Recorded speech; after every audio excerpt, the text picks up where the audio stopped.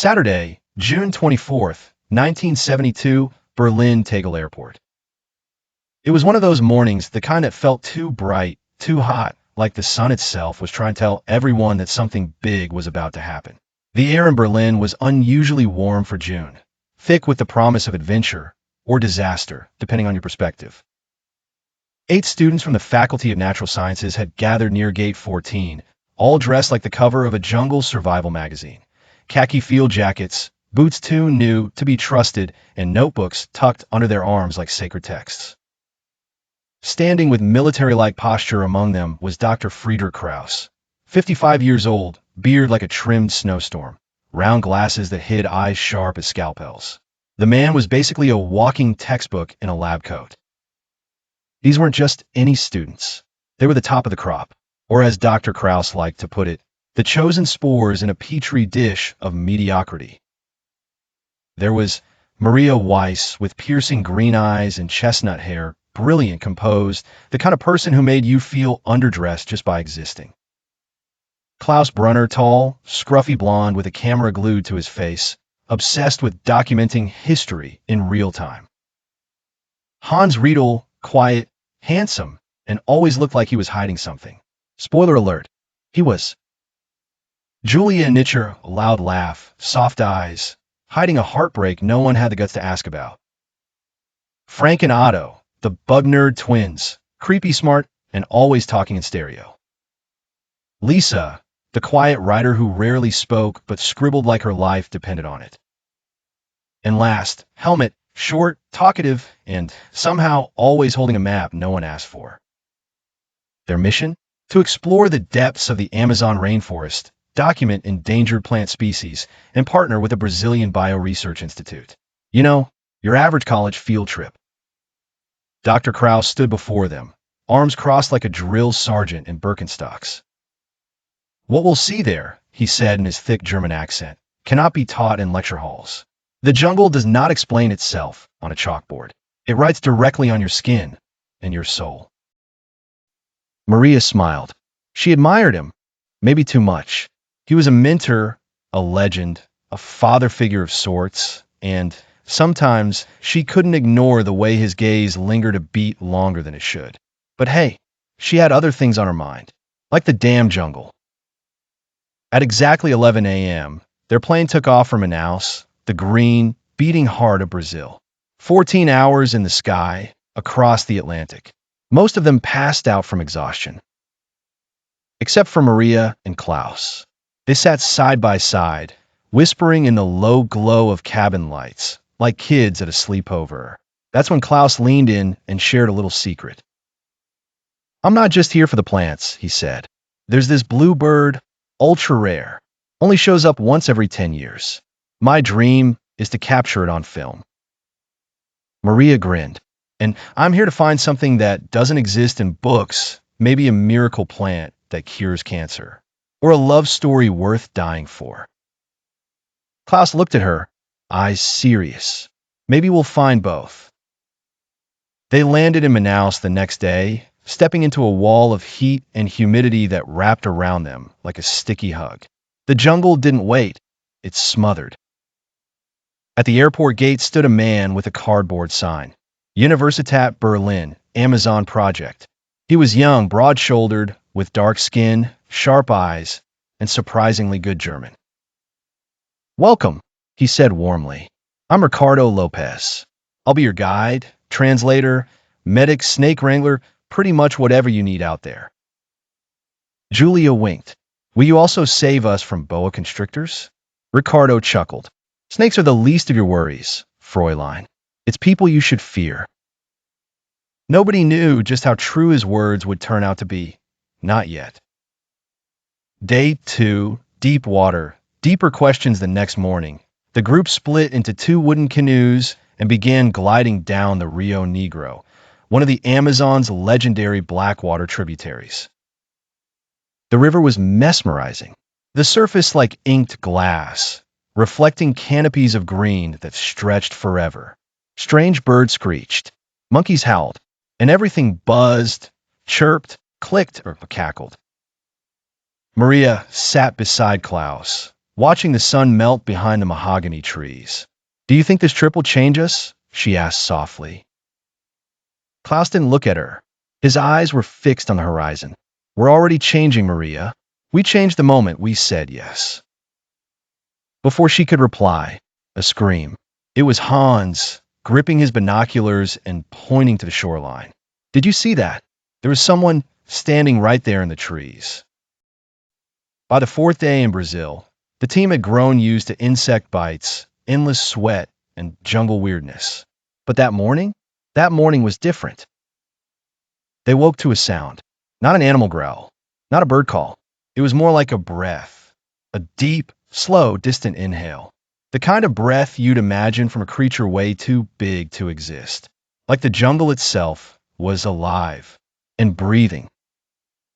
Their base camp sat on a slightly raised ridge known to locals as Serra de Verde, a lush hill surrounded by towering trees, thick vines, and a sort of silence that makes your thoughts sound loud.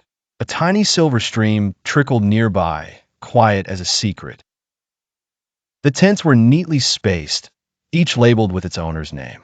Dead center sat the big white tent, the makeshift lab/nerd hub. After breakfast, Maria and Klaus headed toward the western edge of camp, searching for rare fungi samples. She scribbled notes while Klaus snapped pictures of a weird bird with wings that looked like feathers got into a fight with leaves. But the real surprise came when they got back. Klaus slid a photo out of his portable printer and stopped. Maria leaned in. What is that? In the background, behind the bird, between two thick trees, eyes. Human-looking eyes. Watching. Just staring. No face. No body. Just two shining eyes. Everyone gathered around. Scientific chatter turned into nervous whispers. Could be a local, Frank offered, squinting. Ricardo took the photo, analyzing it like it owed him money. Those eyes, they shine like glass under a flashlight. No tribal paint does that. That night, the team broke their routine. They organized guard shifts, first time since they landed. No one said it out loud, but no one wanted to be the first to vanish either. Maria couldn't sleep. Her brain was running wild, not just from the eyes, but from Klaus. His presence lately felt closer. Too close. Not in a bad way. In a dangerous way. The kind that warms your chest when it should be terrified. She slipped out of her tent around midnight and found Klaus sitting alone by the stream, holding his camera like it was a rifle. She sat next to him, arms brushing. Scared. He didn't look at her, just kept staring into the trees. Not of what's in the photo, he said softly. Of what's not. Maria blinked. That hit deep. I keep thinking, she whispered, maybe the jungle isn't a place. Maybe it's a thing, like a living being, watching us. He turned, his voice low. Sometimes I think you're the only thing here that makes sense. Her heart did that stupid skip thing hearts do when someone says something they shouldn't, but you're glad they did. They sat in silence. Snap! A sharp crack echoed from the trees. They jumped to their feet. Out of the dark came Ricardo, sweaty, wild-eyed, clutching a stick. One of the outer stakes was pulled from the ground, he said between breaths. Something's moving near the edge of camp, and I don't think it's an animal. Morning came like it had been waiting to pounce, and with it footprints, big ones, humanish, 5 long toes, no feet, no claws, just wrong. They stopped near the stream and disappeared into the foliage. Julia leaned close to Maria and whispered, You still think this place is safe? Maria's voice barely rose above the jungle's breath. Safe? No. But honest? Yes. Out here, nothing hides for long. Not even us. Day 5 in the jungle kicked off with a weird kind of humidity, like the whole forest was sweating. The air was thick, heavy. Clouds hung low like they were eavesdropping. Maria, notebook in hand, was supposedly prepping for another round of plant documentation. But her eyes? They were glued to Dr. Kraus like bees on honey. The guy was standing by the big tent, hunched over something wrapped in old cotton string, ancient-looking sheets of leather. Real Indiana Jones vibes. As soon as he caught Maria's stare, he snapped them shut like a teenager hiding his diary and stuffed them into a metal box. Maria approached, flashing that polite scientist smile. "What are those papers, doctor?" Kraus hesitated, gave her a casual shrug. "Old notes from past expeditions. Nothing relevant to this trip." "Yeah, sure." That answer had, "I'm hiding something juicy," written all over it. That night, after everyone hit the hay and the jungle sounds took over, frogs croaking, trees creaking, something that definitely wasn't a bird howling, Maria crept out of her tent like a jungle ninja. She tiptoed into Kraus's tent, opened the box, and there it was, a map. Not just any map, this one was made from animal hide. Old, faded, smelling like smoke and secrets. It had strange brown symbols etched into it, and a single red line that curved toward a point northwest of their base camp. There was a weird handprint symbol drawn beside an eye-like icon. Creepy much? Before she could decode any of it, a voice whispered behind her. "What in God's name is that?" Klaus, half awake, fully freaked out. Maria held a finger to her lips, then yanked a piece of paper from her satchel and started copying the map at lightning speed. She wasn't going to let a cursed map slip through her fingers. The next morning, over bitter jungle coffee and mosquito bites, they showed the sketch to Ricardo. His face, drained of color. "That mark? It's the seal of the Uranga tribe. They vanished decades ago. Legend says they guarded a plant that never withers and heals everything." Maria whispered, more to herself than anyone else. "Maybe that's why Kraus is really here. Not for science, but for that plant." Klaus nodded, his voice low and dead serious. "Which means we're not alone in this jungle. Someone's tracking our every move." And just like that, the expedition flipped. No longer a calm, academic journey into the wild. Now it was a silent race, a chase through vines, secrets, and whispers toward a treasure more cursed than gold and probably way more dangerous. The jungle wasn't just watching. It was waiting. Day 6, they left early. They didn't tell Dr. Kraus. Said they were going out to do a vegetation sweep near the edge of the sector. Yeah, sure. What they really meant was, we're going treasure hunting and we're not bringing the bossy German dude with us. The air was thick, like the sky was breathing on them. The jungle? Too quiet. Not in a peaceful way. In a something's watching you kind of way. Ricardo led the pack, moving fast, jaw clenched tight, his hand glued to the hilt of that freakishly long knife he always wore like it was a part of his spine. "It's just 5 kilometers, he'd said that morning, grinning like it was a walk in the park. "Yeah, no." 5 kilometers turned into a brutal trek through mud that sucked at their boots like it had abandonment issues. Massive tree roots, mosquitoes the size of puppies, and a constant, itchy feeling that they weren't alone. Then Klaus, poor twitchy Klaus, stopped dead in his tracks. "I swear I heard 2 footsteps behind us," he whispered, pale as ever. "They stopped when I stopped." Maria rolled her eyes, but couldn't hide her concern. "Jungle does that, Klaus. Plays tricks on you." Ricardo hushed them sharply. "Both of you quiet." They stood in silence, the jungle draping them like a wet blanket until they heard it too.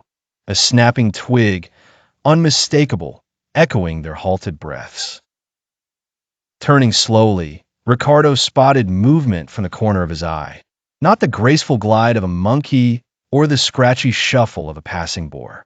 No, this was stealthier, like shadows weaving between the trees, slipping through sun-dappled leaves. "It's not just the jungle playing tricks, Maria," Ricardo muttered, frowning deeply. Ricardo didn't even turn. "Keep walking. Don't act like you noticed anything." Classic Ricardo. Around noon, they finally hit a break in the rocks, a sort of passage that opened into a foggy dip in the land, like the jungle had exhaled into a bowl. There, hidden inside the mist, were stone walls. Old, ancient, sacred. Maria's eyes went wide. It's ceremonial. Look at the carvings. And she was right. The rocks were covered in symbols: eyes, birds, leaves, teeth. And in the center, the hand. That damn hand again.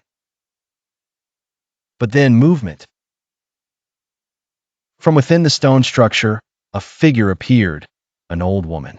White hair down her waist, tattoos crawling over her face like vines. She didn't speak, just stared at Maria, then at the leather map in her hand. Slowly, the woman pointed inside the ruins. Ricardo exhaled like he'd seen this in a nightmare once. "That's the temple guardian," he said. "If she invites you in, it means you've accepted the condition." Maria blinked. "What condition?" Ricardo looked at her with colorless eyes. "That you leave as someone else, or you don't leave at all." As soon as they stepped into that hidden passage behind the stone wall, the air changed. It wasn't just forest air anymore. It was heavier, thick with the scent of ash, damp earth, and something like incense, or was it burnt hair? The tunnel didn't feel like a hallway. It felt alive, like they were walking through the rib cage of some ancient beast, its breath echoing back at them with every step. Maria led the way, her small lantern flickering in her shaky hands. Behind her came Klaus, then Frank, Lisa, and finally Ricardo, who kept scanning the ceiling like something might drop on them at any second.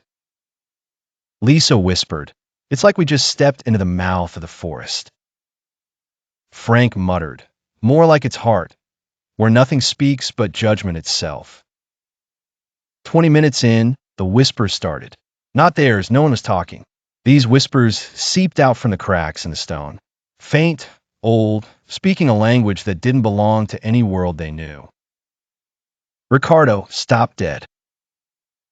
There, he pointed to a rough stone plaque embedded in the wall, a relief carved into it. It showed 4 faces. One looked eerily like Otto. Another, unmistakably Dr. Kraus. The third was Frank. And the fourth. Maria gasped and stepped back. "That's not possible," she breathed. Then, without warning, the wall on the opposite side groaned and opened. A circular chamber revealed itself, hollowed into the earth like some forgotten dome. At its center stood a stone platform, and on it, a golden bowl filled with a dark, ink-like liquid. It smelled like blood. And there she was, the old woman, somehow, impossibly, already waiting for them, her black staff in hand, her tattoos shifting across her skin as if alive. She raised her arm and pointed to the bowl. Her voice was distorted, blurred like a fading radio signal, yet her meaning was clear. "Each of you will choose blood never lies." She pulled out 5 parchment cards. Each had a symbol drawn in ancient ink. "One will survive this trial," she said. "Only one walks out with memory intact." Frank stepped forward first. No hesitation. He drew a card. Blank. Lisa followed. A circular symbol, like a honeycomb. Klaus pulled his, a leaf burned on one side.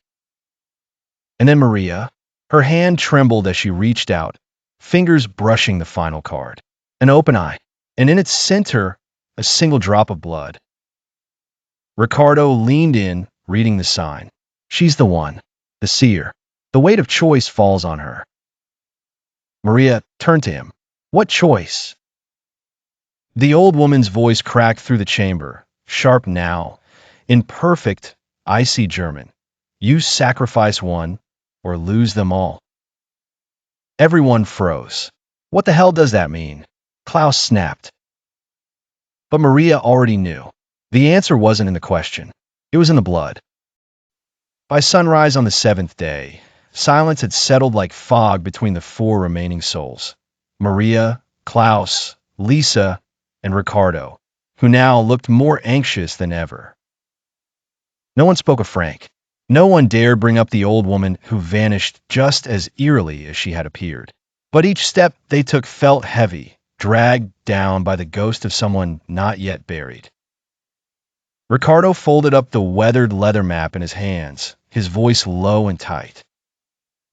We're about half a day away from Uranga's final mark. If we make it before sunset, we might get out alive. But if we're late, then the forest gets to choose. Maria looked at him, her voice soft but bitter. Hasn't it already chosen? Who lives, who dies? Lisa replied in a tone that was too calm, too cold. Sometimes what we think is the forest decision is just one of our own. Klaus turned to her, puzzled. Something had changed in Lisa. He'd noticed it since yesterday. She no longer whispered at night. She'd stopped writing in that notebook she was never without. Her eyes didn't move like they used to. Now they just stared, like something inside had gone quiet. They pushed east, deeper into terrain that didn't look anything like the paths they'd crossed before. Roots thick as limbs coiled across the ground like sleeping snakes. Each snap of a twig or rustle of leaves sounded like whispers of forgotten souls urging them to keep moving. Yet every step felt heavier, like walking through molasses. Maria tripped, catching herself just before falling face first into a bed of sharp branches. She hissed under her breath, cursing this godforsaken forest. Ricardo gave her a hand, looking around nervously as if they were being watched. Klaus was the first to hear the laughter, faint and familiar, like an echo of a time they'd all forgotten. But when he turned, hoping to find what his ears had promised, there was only forest. Hours passed. Shadows grew longer. The tension was thick enough to suffocate them all. Each faced forward, eyes scanning for a hint that the nightmare was nearly over. As they trudged onward, Maria caught sight of an unusual glow through a cluster of trees, the first sign of hope they'd seen in what felt like eternity. She nudged Ricardo, pointing at the strange light, a beacon promising freedom and life. But Lisa, trailing just behind, suddenly stopped, eyes widening as if she'd seen something the rest had missed. The mud was slick and deceptive, and the birds, they didn't sound like birds anymore, more like warnings. Halfway there, Maria stopped. She crouched, picked something from the moss-covered ground. It was Frank's necklace, the one he gave Otto at the start of the expedition. She held it up, whispering, "Why is this here?" "We're nowhere near that path," Klaus answered slowly. "Either the forest is reshuffling, or someone's out here redistributing our memories." Ricardo spun around, deadly serious. "We don't split up. Not now. Not here. This part of the forest, it breathes. It moves. There are tunnels under our feet, caves, and sometimes people who live between the roots." Lisa suddenly spoke, her voice sharp, almost angry. "Who says we're not already inside one? Look around. No sun, no birds. Even the trees have gone mute." A shiver crawled through all of them. They picked up their pace. By late afternoon, they reached a high ridge that overlooked a circular hollow, like the crater of an ancient volcano. And in the middle stood a round stone structure with no roof, swallowed by the roots of a single massive tree. Ricardo whispered, "That's the Temple of Decision. This is where the first rituals took place centuries ago." They descended cautiously, each watching the others, trying not to show their fear. They entered through a low passage and found themselves in the heart of the structure. What they saw stopped them cold. A massive stone wall covered in names. Hundreds of them, etched in an ancient script. But some were German. Maria gasped. "Look, that's Dr. Krause's name. And this, Eva Rachel. She was on the 1959 field study." Klaus's voice was dry as dust. That means those university expeditions weren't the first. They kept coming, and they kept vanishing. Lisa stepped toward one of the symbols beside a name and brushed her fingers against it. The wall pulsed. A glow ran through the stone like lightning through veins. Maria screamed, "Don't touch anything!" But it was too late. The ground cracked beneath their feet, and then they fell. When they opened their eyes, they were lying inside a vast stone chamber deep underground, dimly lit by the glowing branches of a tree that grew upside down from the ceiling. From the shadows, two men stepped forward. Their clothes were old, dusty, but marked with the insignia of the same German university the team came from.